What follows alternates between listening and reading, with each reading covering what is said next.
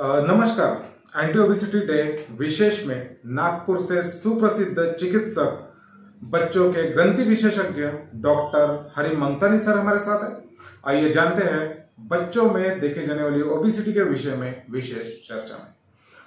Sir, जैसे कि आज एंटी ओबेसिटी डे है, ओबेसिटी डे मनाने के पीछे का क्या उद्देश्य होता है और एक डॉक्टर होने के नाते अवेयरनेस के मामले में हम इस देश में कहाँ तक सफल हो पाए हैं? जी नमस्कार। पहले तो सभी दर्शकों को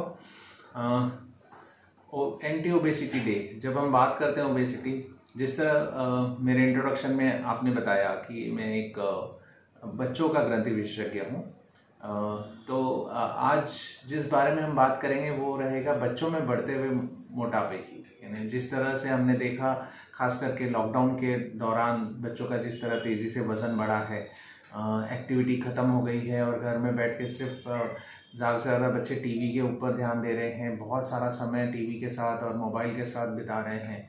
साथ में बहुत सारी चीज़ें जो नहीं खानी चाहिए वो खाने की हमें आदत लग चुकी है।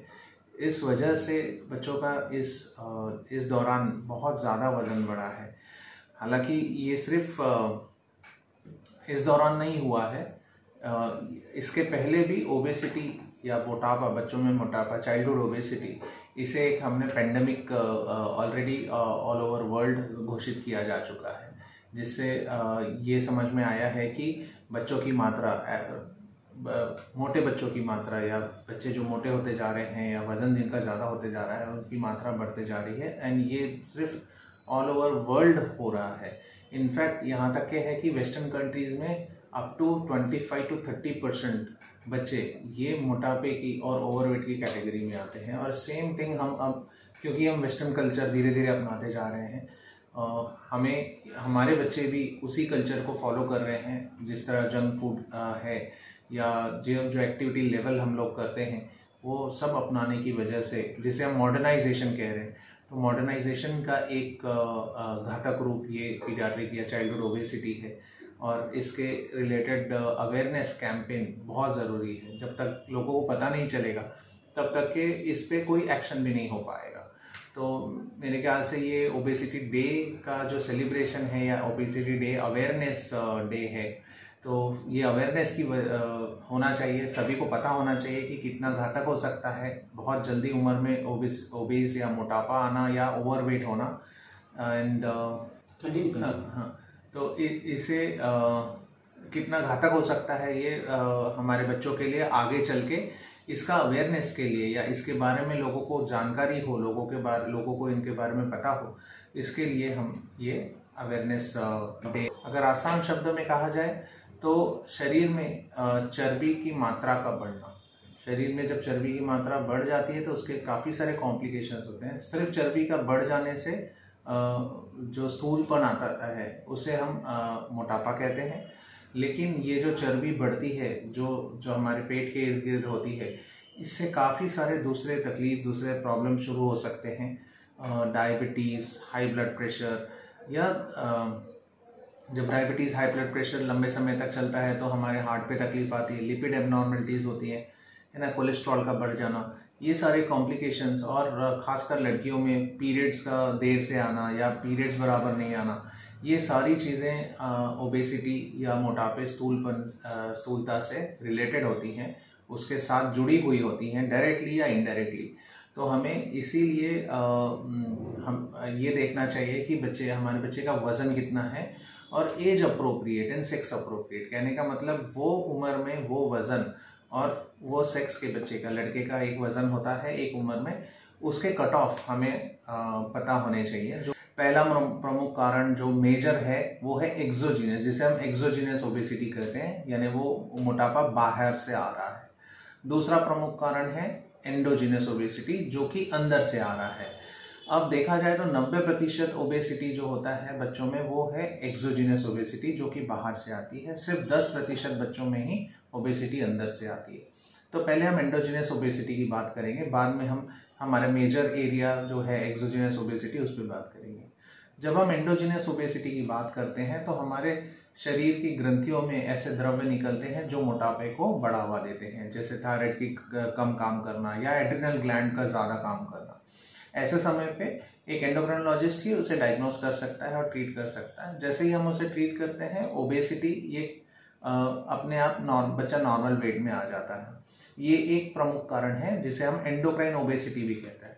दूसरा प्रमुख कारण है सिंड्रोमिक ओबेसिटी।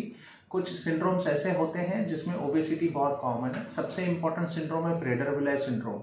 आपने शायद सुना होगा या देखा होगा, बट प्रेडर-विलाय सिंड्रोम में बच्चों का वेट काफ़ी ज़्यादा हो जाता है और उनकी इनसैटिएबल हंगर, यानी उनकी भूख इतनी ज़्यादा रहती है कि आप उन्हें रोक नहीं सकते खाने से, और उस वजह से उनका वजन बढ़ते जाता है। ये सिंड्रोमिक ओबेसिटी 2 से 3% ओबेस बच्चों में पाई जाती है।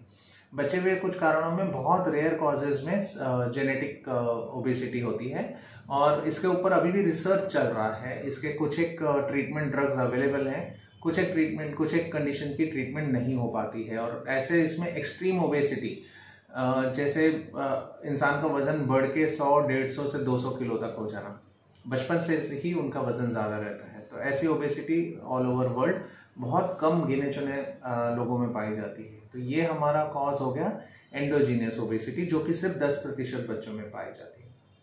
अब हम बात करेंगे एक्सोजीनियस ओबेसिटी, जो कि सबसे कॉमन है। ये है बाहर से आने वाली, जो कि 90% बच्चों में हम देखते हैं। अब बाहर से आने वाले कारण कौन से हो सकते हैं? जैसे हम बात करते हैं बैलेंस की, जैसे हमारा बैंक बैलेंस है, हम जितना डिपॉजिट करते हैं और जितना हम उसमें से खर्च करते हैं, वो घटा जोड़ करके जो बच जाता है वो बैंक बैलेंस होता है आपका। सिमिलरली हमारे पास होता है एनर्जी बैलेंस। ये हमारा body is an energy balance. तो इसमें हम कितना कैलोरी डालते हैं और कितना कैलोरी बर्न करते हैं, उसका घटा जोड़ करके जो वजन रहता है वो हमारा एनर्जी बैलेंस है। तो जब ये एनर्जी बैलेंस पॉजिटिव की तरफ जाता है, धीरे धीरे हमारा ये शरीर डिपॉजिट करने लगता है फैट, और जितना ज़्यादा कैलोरी बैलेंस या एनर्जी बैलेंस ज़्यादा होता है, उतनी ज़्यादा ओबेसिटी, उतना ज़्यादा मोटापा।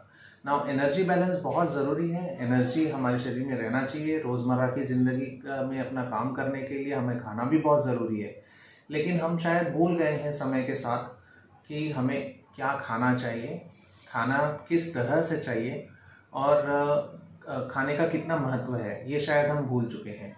तो ये हमें याद करना पड़ेगा। और ऊपर वाला ख़राब क्वालिटी के शरीर बना रहा है, ऐसा तो हो नहीं सकता, हम ही उसको मिसयूज़ कर रहे हैं। तो थोड़ा सा हमें इस पर गौर देना चाहिए, मुझे लगता है।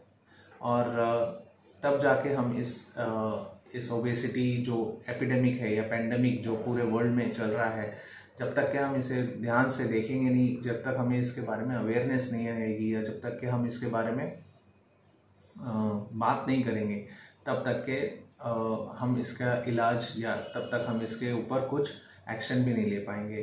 ज़रूरी अब समय आ चुका है कि हम लोग पीडियाट्रिक ओबेसिटी या ओबेसिटी इन चाइल्डहुड, इसके ऊपर ज़्यादा से ज़्यादा बात करें। तो अभी जैसे कि हम इसके कॉज पे काम करें, जब हम ट्रीटमेंट की बात करते हैं तो बच्चों में दवाइयाँ या कोई इंजेक्शन ऐसा कुछ आता है। देखिए, आपको ये समझना बहुत ज़रूरी है कि कोई भी ऐसा मैजिकल मेडिसिन नहीं है कि खा लिया और हो गया, ठीक है। सिर्फ और सिर्फ जब कॉम्प्लिकेशन डेवलप होते हैं, डिसलिपिडीमिया, जब हमारा एलडीएल कोलेस्ट्रॉल बढ़ता है, तो हम स्टैटिन्स करके दवा है वो इस्तेमाल कर सकते हैं, या फिर जब हमारा ब्लड प्रेशर बढ़ रहा है तो हम बीपी की मेडिसिन, या जब इंसुलिन बढ़ गया तो इंसुलिन सेंसिटाइजर्स ये यूज़ कर सकते हैं, इसका इस्तेमाल किया जा सकता है। बट बेसिक कॉज जो है ओबेसिटी, जो मोटापा है, वो कॉज हुआ है excessive eating, excessive energy balance. ज़्यादा हम खा रहे हैं आजकल, एक्टिविटी कम कर रहे हैं, खर्च कम कर रहे हैं और डिपॉजिट ज़्यादा कर रहे हैं, इसीलिए ये जमा हो। ये तो थी उपचार और बचाव संबंध में बातें। सर, इस वक्त जो देशवासी अभी आपको देख रहे हैं, एंटी ओबेसिटी डे पर क्या एक मैसेज आप उन्हें देना चाहेंगे? एंटी ओबेसिटी डे पे मैं आप सभी को एक ही मैसेज देना चाहूँगा कि पहले तो हमें अपने दिमाग से ये शब्द जो है हेल्दी, इसको अनहेल्दी में कन्वर्ट करना चाहिए। जो हम कहते हैं कि मेरा बच्चा थोड़ा हेल्दी है या मेरे दोनों बच्चे थोड़े हेल्दी हो गए हैं, इसको कन्वर्ट करना चाहिए अनहेल्दी में, आदत डालनी चाहिए। क्योंकि जब हम अनहेल्दी कहेंगे तभी हमें उस चीज़ के बारे में उसकी इम्पोर्टेंस पता चलेगी कि ये हमारे बच्चे क्यों ऐसे बीमार के जैसे हो गए हैं या क्यों अनहेल्दी हो गए हैं, ये समझना हमें बहुत ज़रूरी है। ये एक इम्पॉर्टेंट मैसेज है। दूसरा, सबसे ज़रूरी चीज़ जो ऊपर वाले ने गिफ्ट हमें दिया है वो है हमारा शरीर, वो हमारी हेल्थ, और उसको प्रिजर्व करना ये हमारा ड्यूटी भी है। और उसी की वजह से हम दूसरी लाइफ को एंजॉय या ये लाइफ को एंजॉय कर सकते हैं जब तक हम हेल्दी हैं। अगर हम अनहेल्दी होते गए तो ये लाइफ एंजॉय नहीं कर पाएंगे, हमारी क्वालिटी ऑफ लाइफ भी कॉम्प्रोमाइज़ हो जाएगी। It's not only the quantity, ऐसा नहीं कि बहुत जल्दी मर जाएंगे। ये डायलॉग काफ़ी लोग करते हैं कि ज़िंदगी बड़ी होनी चाहिए, लंबी नहीं। बट मुझे लगता है कि जब इंसान किसी से सच में अगर पूछा जाए तो वो कहता है कि मुझे एक लंबा जीवन चाहिए और एक हेल्दी जीवन चाहिए। तो हमें ये समझना है कि अगर लाइफ को हमें अच्छी क्वांटिटी मतलब लंबा जीना है और क्वालिटी एक अच्छे तरह से जीना है, तो हमें ये सब चीज़ों से दूर रहना है। और बेसिक जो हमारी लाइफ जिस फ्यूल पे चलती है वो बेसिक फ्यूल ही कंज्यूम करना चाहिए। जो एडवर्टाइजमेंट में जो हैमरिंग करके हमारे अंदर डाला गया है कि ये सब नॉर्मल है, द न्यू नॉर्मल जो कहा जाता है आजकल, है ना। और काफ़ी लोग कहते हैं हम खाते पीते घर के हैं, या so what I am a foodie. मैं उन सबको ये कहना चाहता हूँ कि अगर आप कोई भी हीरो हीरोइन या से एनीवन, सलमान खान या अक्षय कुमार या व्हाटएवर, आप कोई भी ले लीजिए, वो उनके पास खाने के लिए बहुत सारा पैसा है, बट अगर वो खाएंगे। सर, इस वक्त जो देशवासी भी आपको देख रहे हैं, मोटापे से परेशान है या फिर किसी भी प्रकार के मोटापे से रिलेटेड किसी प्रकार के बीमारी से ग्रसित है, अपने बच्चों को लेकर सचेत है, ऐसे व्यक्ति आपसे किस प्रकार परामर्श ले सकते हैं? बेसिकली मेरा एक ही जगह में परामर्श करता हूँ, यहाँ नागपुर रामदासपेट में। तो आप मुझे यहाँ आके मुझसे मिल सकते हैं। आप मुझे गूगल पे भी सर्च कर सकते हैं, या आपको मुझसे अगर कांटेक्ट करना है तो आप नीचे दिए गए नंबर पे भी उनसे कांटेक्ट करके मेरा एड्रेस ले सकते हैं। With this I would like to say that आप सब खाएं, पिएं, घूमें, खेलें और खुश रहें, हेल्दी रहें।